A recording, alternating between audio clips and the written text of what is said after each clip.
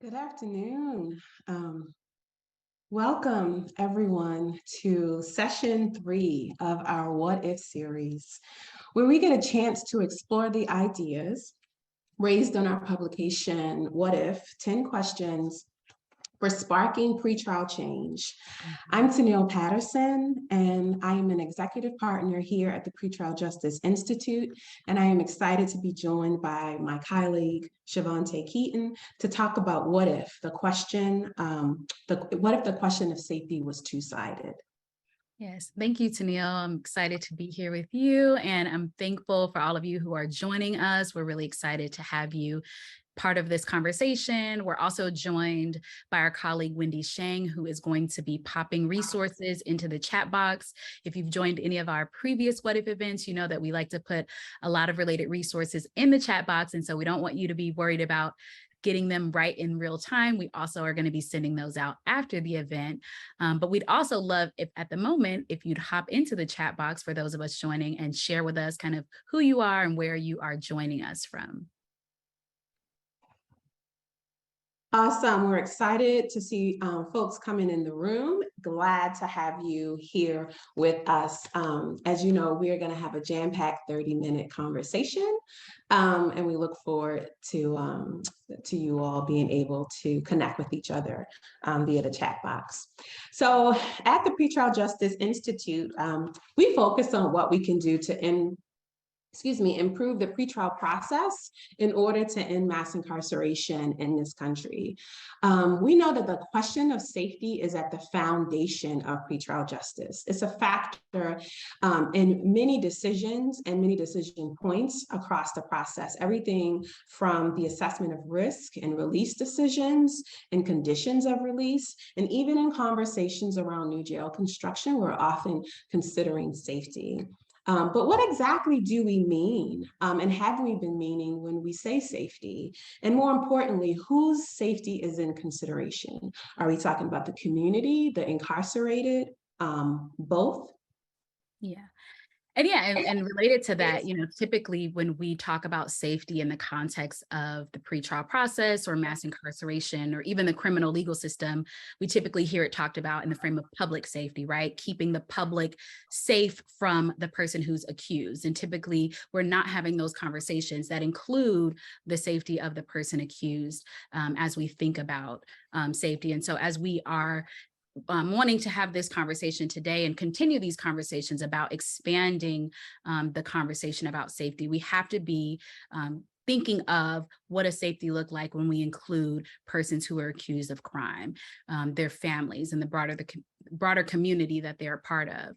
And we also have to kind of shift that framework and think about maximizing safety, but not just looking at it as the risk that person poses being returned to community, but to be thinking about what are the risks that even pretrial detention or incarceration places on the safety of that person that's experiencing the system. And so we know that incarceration destabilizes families and communities, and the risk that the accused person takes on by being placed in pretrial incarceration also passes along to their families and to those communities. And so we want to be crafting policies and practices that align with the well-being and the safety of everyone who touches the criminal legal system. And so as we're thinking about safety and how we can create a more safe environments for all, we want to be including everyone in that conversation, those facing charges, their families, and their communities.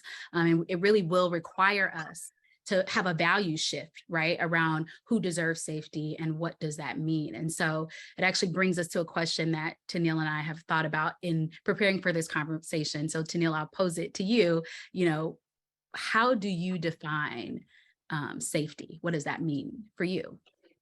Yeah, so those that know me know I love a good dictionary definition. I love to start there. And so I took a look, and Safety means the state of being safe, right? But also freedom from risk of injury, danger, or loss. And I said, that's a good definition, and it makes sense in the context of myself. But then I started to say, how do I feel when I'm safe, right? So what are the feelings that safety evoke within me? And I started to think of things like I feel warm, and I feel full, and I feel connected relationally. I feel love. Safety is like a gentle inhale and exhale. So your breathing is calm and relaxed. I smile when I'm safe, and then I laugh without any type of restraint when I'm safe. And so it really just brought me to a place of just calmness and freedom and the ability. It was a state of being, honestly, when I thought of safety. What about you, Shavonte? How do you define safety? It's so interesting because you said, you love a good dictionary definition. And as someone who majored in psychology in undergrad, I hear safety and I think of Maslow's hierarchy of needs and, this idea that there's this pyramid of needs that if we have each level met, right? So we have like your physiological needs on the bottom and then safety is pretty soon after that, right? And so just knowing that in order to be able to thrive, and that was the word that kept coming up to me as I thought about safety. And I looked at the dictionary definition, but for me, really safety means the opportunity and the ability to thrive, free from harm, free from risk, free from danger, right? And so when I think of safety, the word freedom, the phrase freedom to thrive is what comes to me. Like if we are safe, we have the freedom and the opportunity to thrive in whatever way that means to you as a person, right? Because what makes me feel safe may not make you feel safe and vice versa. And so just really being able to think of safety as my own right and freedom to thrive in this life and in my community in a way that feels good and safe and allows me to then go up that kind of that pyramid of needs. I can focus on those other things when I feel that freedom to thrive. Yeah, absolutely. Love the notion of it being foundational. And so I'm really excited. We're going to have a conversation about safety today. So today we're going to talk to a leader in the conversation about safety, Dr. Nneka Jones Tapia. In May, you were hosting and facilitating a conversation panel exploring holistic safety and corrections. And I had the pleasure of attending Chicago Beyond's panel on safety. I was deeply impressed by the diversity of perspectives showcased and the ways in which the panel, guided by you, challenged the audience thinking on safety. So welcome, Nneka. So happy you're able to join us today. Thank you. You're welcome. And so I have two questions to start off this conversation with you. You can answer them in the order that feels comfortable. How do you define safety? And then what communities do you include in this definition? First, I have to offer my appreciation for the two of you sharing your definitions of safety. I was behind the screen beaming with pride, and I'll share with you why as I articulate what Chicago Beyond has coined as holistic safety. So prior to us getting to this place of holistic safety, I would say I spent many years, it sounds like possibly like the two of you, limiting my idea of safety to this notion of physical safety. And what I have come to realize over the years is that it's not just about being safe, but it's also about feeling safe. To Neil, that's that freedom you mentioned in the definition. And Shavonte, I'm gonna get to Maslow's hierarchy of needs in just a minute. But when we think about what we need to not just be safe, but what we need to actually feel safe, we need conditions that allow us to feel protected, to feel resilient in the face of harm, and to feel whole. And in that protection, resilience, and wholeness, those conditions to me include Maslow's hierarchy of needs. It's about how are we investing in the physical, mental, and emotional well-being for a person to not just survive, but to thrive. Shavonte, you are right, it's about thriving. How are we investing in the strengths of an individual, as well as in the humanity that we all share? How are we showing that we trust people to fulfill their responsibilities and to act in a way that's beneficial to themselves, their families, and their communities? How are we giving people the access to the resources that they need to be well and to make decisions that are in their best interest? And then lastly, how are we supporting strong, positive connections with ourselves and with our community? To me, that is what sets the tone for holistic safety, and is much more encompassing than just being safe, physical safety. You had another question too. Sorry, I got lost in No, us that the was definitions of safety. What was the second part of the no, question? that was so good. I was gonna say, and you speak to communities. I was gonna say the next question is, what communities do you include in this definition? I'll say that what is interesting to me in listening to a lot of the rhetoric that we hear on the news and in media is that it seems that a lot of our elected officials are answering the demand for safety with tough on crime policies. Yeah. And what they are really saying when we listen closely is that they are only pushing for the safety of a small subset of people, safety from those people over there. Yeah. And what holistic safety is about safety for everyone. If we think about people who have been harmed and people who cause harm as separate and apart, we're missing the larger narrative here. Yeah. There is no one that I have come into contact with in my tenure inside and outside of criminal justice that has not experienced harm and has not caused harm in some way. So these two groups are not mutually exclusive. And so if we continue to exclude certain groups of people from safety, as we just articulated it, demonstrating that they're not deserving of safety and placing them in situations where we know they are going to be exposed to harm, like in jails and prisons, it would be normal behavior for them to act on the harm that they are experiencing. Yeah. Wow.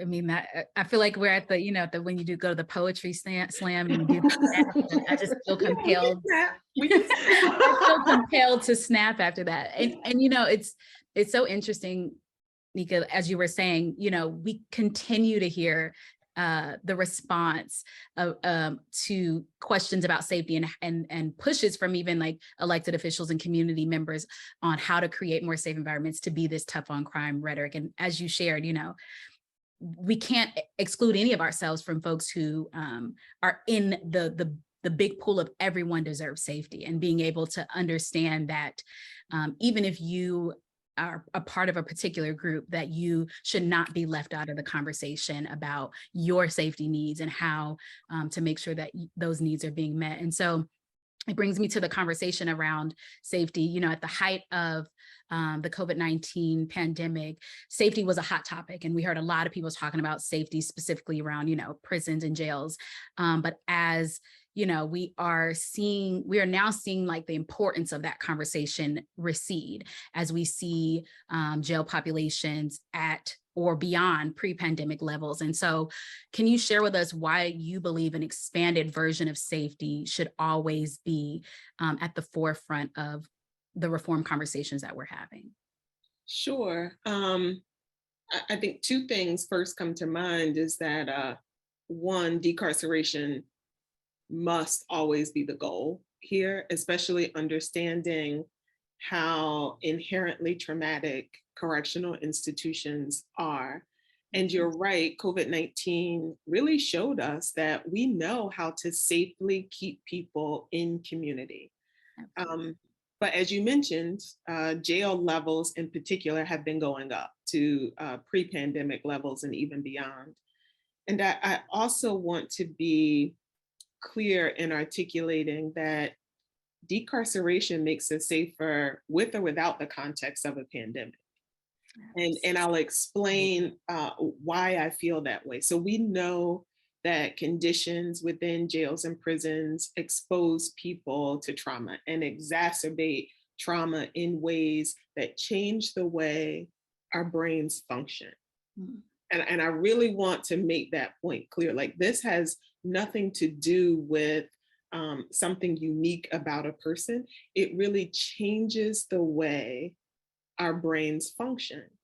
And so when we expose people to environments that have violence embedded within it, they are at increased likelihood of engaging with others and the world around them from this position and from this perspective of fear.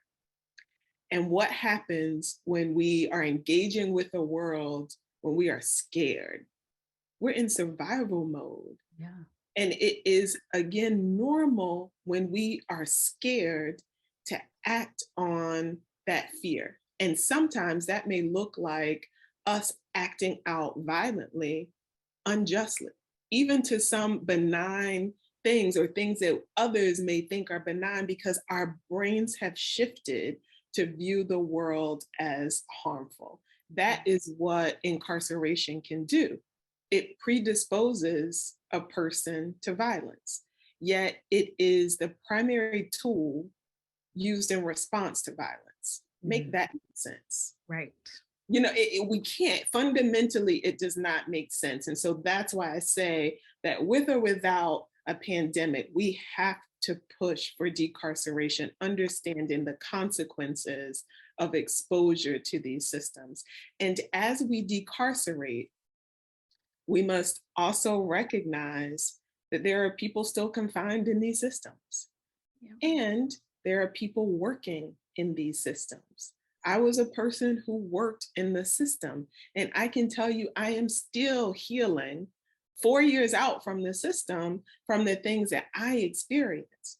And so despite where a person is in community, inside or outside of these correctional walls, we have to ensure that they have access to the conditions that we described earlier, you know, the conditions to be free, to thrive, and just make sure that people have the emotional and the social constructs to succeed.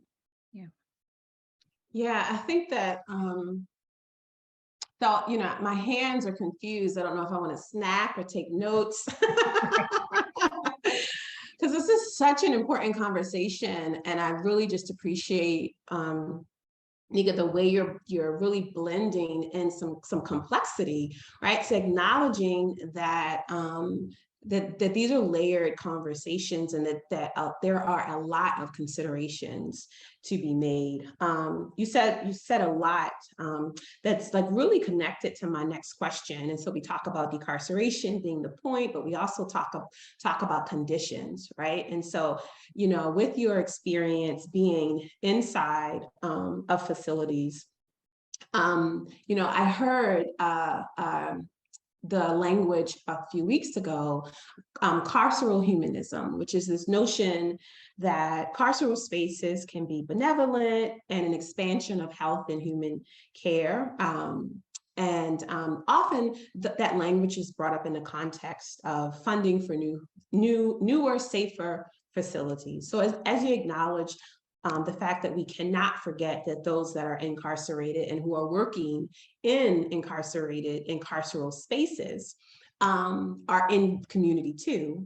Talk about how to balance the need for humane spaces with the reality that carceral facilities are inherently unsafe. What are some of the ways we can work through what can appear to be a polarizing context? Yeah, I hear the tension as you're saying the question. It's a tension that I experienced working in corrections, particularly as a young Black woman. And it's also a tension I experienced when I left corrections and had the ability and the space um, to be in community with my people and not behind a locked door.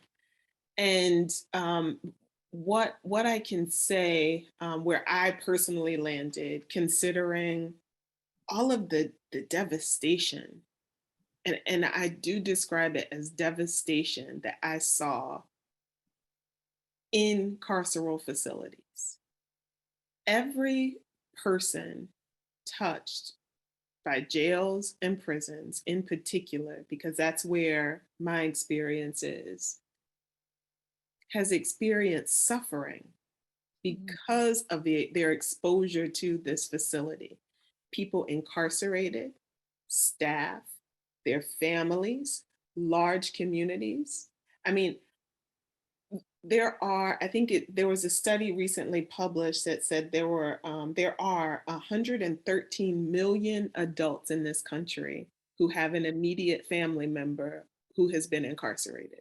Wow. That's half of the US adults in this country have had an immediate family member incarcerated. 2.7 million children dealing with parental incarceration. 400,000 plus staff working in these facilities, and all of them have families and communities. So the impact of what's happening in these spaces is deep and wide. Yeah. So understanding that, I don't believe we can afford to choose between doing all that we can right now to stop that devastation that's occurring because of this exposure to jails and prisons, while we work towards a society that focuses on accountability coupled with healing. We don't have to choose, and we have the capacity for both. It's critical that we hold space for both. And so as we work towards that North Star, that vision that we have, that I have, to no longer have jails and prisons, but to still hold people accountable, but to do it in a way that we're bringing them into community, we have to do something now to stop the devastation. Yeah. Wow. I switched from snapping to taking notes because it was just so many gems being dropped. I'm like scribbling on my Post-its over here. But I mean, what you just said is so powerful, right? And I think that sometimes we lose that accountability and healing don't have to be polar opposites, right? We can create accountability in spaces that are healing. And that actually really relates to why we're having this conversation. And kind of our final question for you is if we were able to create safe spaces from scratch, and this is our dreaming question for you, where we considered the safety of, folks in the community, folks who have experienced harm, and folks facing charges, what would those spaces look like? And I assume, making an assumption, that there would be some spaces that are accountable, but also healing. So I'd love to hear your final thoughts on that. Sure. So your question was, if we were to start from scratch, how would that look? And I think at my core, I have to say that we don't have to start from scratch. That's the thing. I think we have to lean into who we are as a people. And by that, I'll share a few more tangible thoughts that I have about that. And that's teach our children who we are and from whom we come from, to reinstill a sense of value and pride in us. Support the people and the homes and the businesses that bring us nutritious food and offer us spaces of joy and love, because it is in that we find our ability to thrive physically, spiritually, mentally, emotionally. Nurture our relationships. you know, when we walk past somebody and we give them that head nod, or we see another sister and she's dressed to the nines and we, you know, just give her that smile. Like, Mhm. there is love that exists between us. Mhm. We have to lean into that and allow those connections to strengthen. Yeah.